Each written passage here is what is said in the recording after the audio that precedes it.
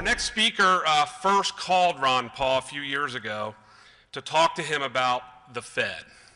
He had an interest in it, he was concerned about it, and he had seen Ron's work on the Fed. And he gave Ron a call, and it turned into a friendship that's been going on for a couple years. Ron gave him a lot of information, a lot of sources, a lot of books to read, and he became pretty outspoken, including some pretty good quotes on his opposition to the Fed. Excuse me. He's a strong supporter of Campaign for Liberty and a strong supporter of Ron Paul and a friend to us all. Please join me in welcoming Vince Vaughn. How are you? Good to be here. You know, I have said some things about the Fed, but I've also don't like a guy known as Fred, too. There's a Fred that I'm not comfortable with, so he's not entirely wrong in making that statement. It's great to be here at the very first one of these, I believe, the Liberty Political Action Conference, so thank you for including me. It's nice to be here with you guys today. It is nice to inform you that the Campaign for Liberty has over 500,000 members, and it is growing strong.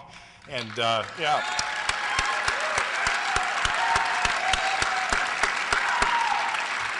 And the Campaign for Liberty has been tremendous in calling for an audit on the Fed, which is great, and that is how I first made the acquaintance. I called Dr. Paul, and I think he was a little surprised to think that I was calling him, but I was just impressed with his talking points on that subject and his willingness to get out there and really keep beating that drum, so I thank him for that.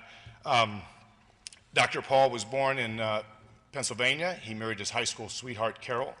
They have 5 kids and 18 grandkids, so he had some other interests other than politics along the way. He has delivered over 4,000 babies as an OBGYN, written a lot of books. And, you know, people get into politics for many reasons, but primarily for self-promotion. Dr. Paul has been involved in politics because he has something very important and meaningful to say, and he has devoted himself to spreading that message, which is very rare. His philosophies are consistent. They do not waver based on political polls or public opinion. His principles are based in fact and logic, which is rooted in the very foundation of America.